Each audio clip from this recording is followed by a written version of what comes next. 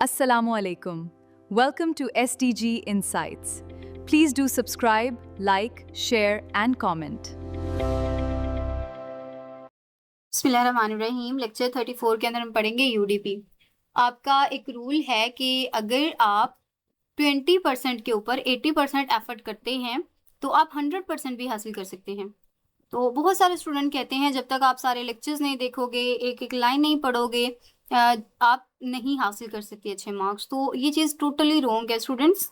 मैंने पर्सनली सिर्फ 2-2 घंटे पढ़ कर भी 4 CGPA लिया हुआ है। तो इस चीज़ को अपने माइंड के अंदर रखना है। अब मैक्सिमम स्टूडेंट्स जो होते हैं वो लेक्चर्स नहीं देखते, वो जो प्रिपरेशन वीडियोस होती हैं, अच्छी प्रिपरेशन वीडियोस उनको देखते हैं, या फिर जो सॉफ्टवेयर्स बनाए जाते हैं प्रिपरेशन के लिए उनको देखते हैं। तो इसका मतलब ये नहीं है कि वो अच्छे मार्क्स हासिल नहीं करते। स्टूडेंट्स, आपके लिए जो बेस्ट ट्रिक हो सकती है, टिप हो सकती है एग्ज़ाम के हवाले से, वो यही है कि आप अपनी जो वीडियोस होती हैं सबसे पहले उनको सुने। जस्ट अपने लेक्चर्स को सुन लें, पढ़ना ना पढ़ना वो बाद की बात है। फिर आप, क्योंकि उसके अंदर आपका जो इंस्ट्रक्टर है वो आपको बता रहा होता है ये टॉपिक इंपॉर्टेंट है, ये टॉपिक इंपॉर्टेंट है, उसकी लिस्ट बना लें। जब आप उसकी लिस्ट बना लेंगे फिर आप वो जो इंस्ट्रक्टर के हाईलाइटेड हैंडआउट्स होते हैं वो उठाएं, वो उनसे एक्सेस करें और उन टॉपिक्स को तैयार कर लें, अच्छे से समझ लें, उनका कंसेप्ट क्लियर कर लें। जब आप वो कर लेंगे स्टूडेंट्स, आपका 20% जो है वो आपके पास आ चुका है। फिर आपने उसके ऊपर एफर्ट करनी है, उसको आपने चाहे वीडियोस से देखें, चाहे आप प्रिपरेशन करें, जो फाइनल टर्म प्रिपरेशन की वीडियोस होती हैं उनको देखें, तो इंशाल्लाह आप बहुत अच्छा स्कोर करेंगे। और ये जो स्ट्रेटजीज होती हैं इन्हीं से जो स्टूडेंट्स होते हैं वो अच्छा CGPA लेते हैं। कभी भी मैंने ऐसे स्टूडेंट को नहीं देखा कि जो किताबी कीड़ा बना हो और वो बहुत अच्छा गेन कर गया हो।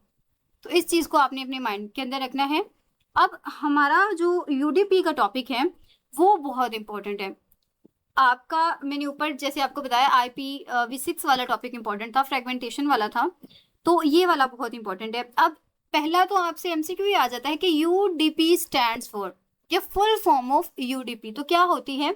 Datagram transport service. बहुत इंपॉर्टेंट है, डेटाग्राम ट्रांसपोर्ट सर्विस इसकी जो शॉर्ट फॉर्म है वो है UDP। अब इसके लिए टर्मिनोलॉजीज कौन सी यूज होती हैं कि हमारा IP क्या होता है, तो आपने ये डिस्कस किया है कि provide computer to computer communication. जो एक से दूसरे ने कम्युनिकेशन करनी होती है ना, उसके लिए IP बड़ा ज़रूरी होता है। अगर आपको पता ही नहीं होगा कि आपके दोस्त का नंबर कौन सा है तो फिर आप उसको मैसेज कैसे करेंगे? तो ये वही व्हाट्सएप नंबर होता है IP हमारे कंप्यूटर्स का। और सोर्स और डेस्टिनेशन के जो एड्रेसेस होते हैं, कंप्यूटर के जो एड्रेसेस होते हैं वो भी IP से ही पता चलते हैं।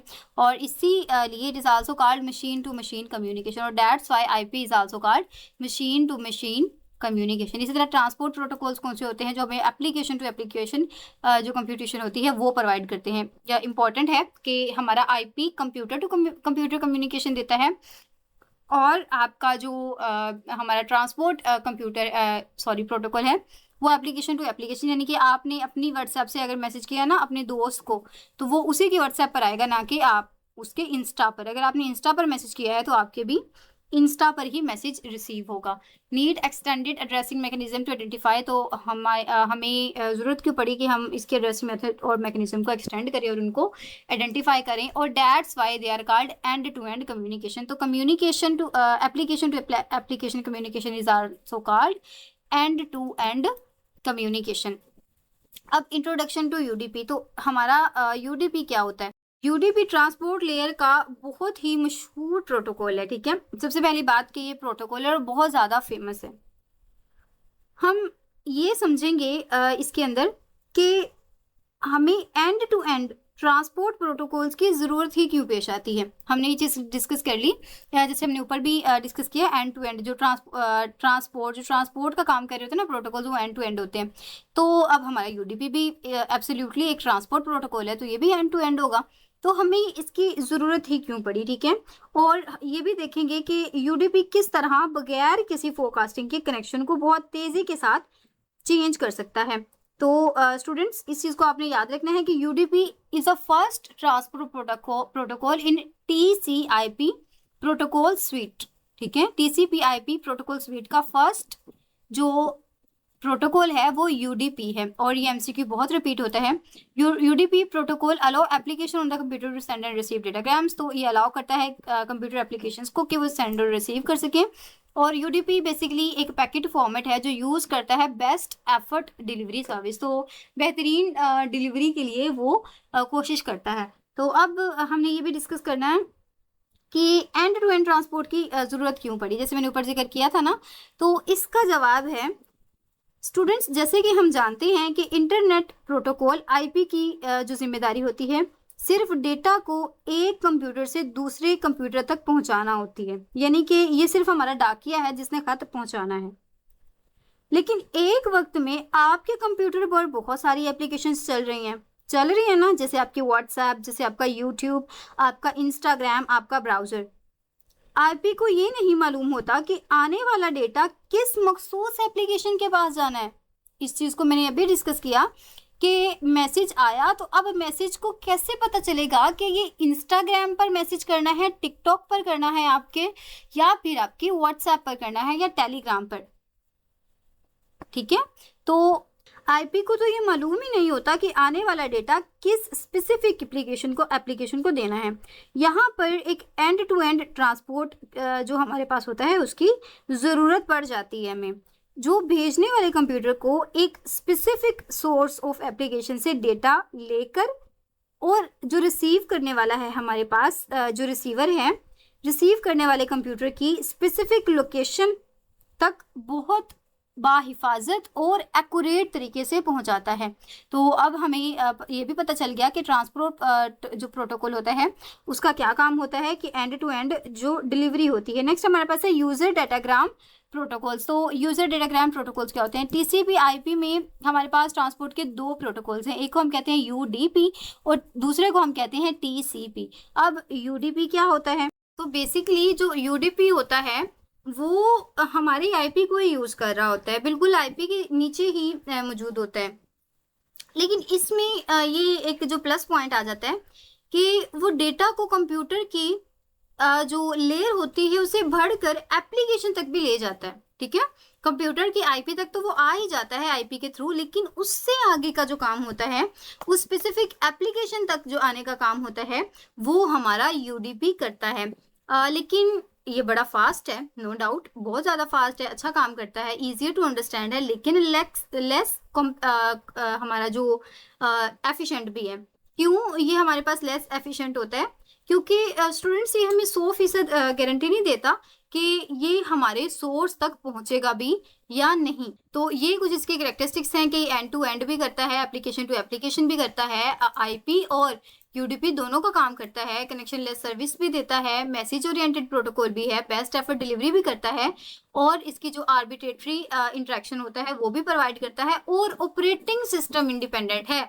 ऑपरेटिंग सिस्टम कोई भी चल रहा हो, लिनक्स का चल रहा हो, आपका विंडो का ऑपरेटिंग सिस्टम हो, जो भी ऑपरेटिंग सिस्टम हो उसके ऊपर ये वर्क कर जाएगा। अब नेक्स्ट हमारे पास है कनेक्शन लेस पैराडाइम्स। तो कनेक्शन लेस पैराडाइम्स क्या होती हैं?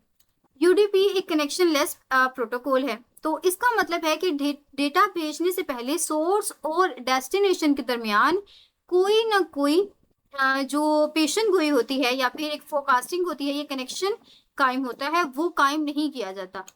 कनेक्शन लेस का तो मतलब यही है ना कि कनेक्शन पहले डिवेल्प ही नहीं हुआ, डेटा बस सीधा पैकेट की शक्ल में मंजिल की तरफ रवाना कर दिया जाता है।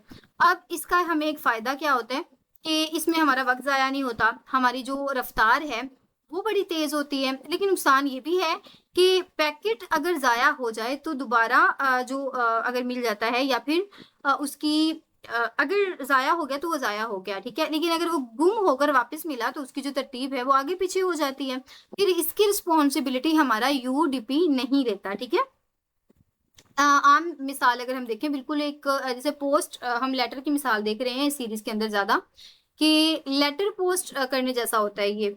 आप रिसीव करने वाले को पहले फ़ोन करके नहीं पूछते कि मैं ख़त भेज दूं, बस आप ख़त लेटर बॉक्स में डाल देते हैं। अब वो ख़त पहुंचे या रास्ते में गुम हो जाए, ठीक है, ऑपरेटिंग सिस्टम आपको कोई भी वार्निंग नहीं देगा। नेक्स्ट हमारे पास है मैसेज ओरिएंटेड इंटरफेस। तो हमने ये भी देखा ना कि अब हमने ये तो देख लिया कनेक्शन लेस, अब हमने देखा था कि ये मैसेज ओरिएंटेड भी है।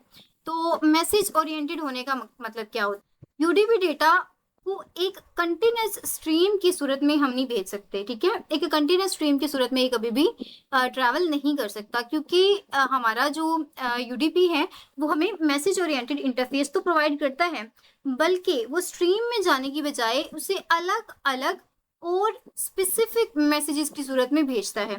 यानी अगर भेजने वाला एप्लीकेशन में भेजने वाली जो एप्लीकेशन है उसने 50 बाइट्स का एक पैकेट भेजा है, तो रिसीव करने वाली एप्लीकेशन को बिल्कुल 50 बाइट्स का एक ही पैकेट मिलेगा। जितना भेजा है उतना ही वो रिटर्न करेगा, ठीक है।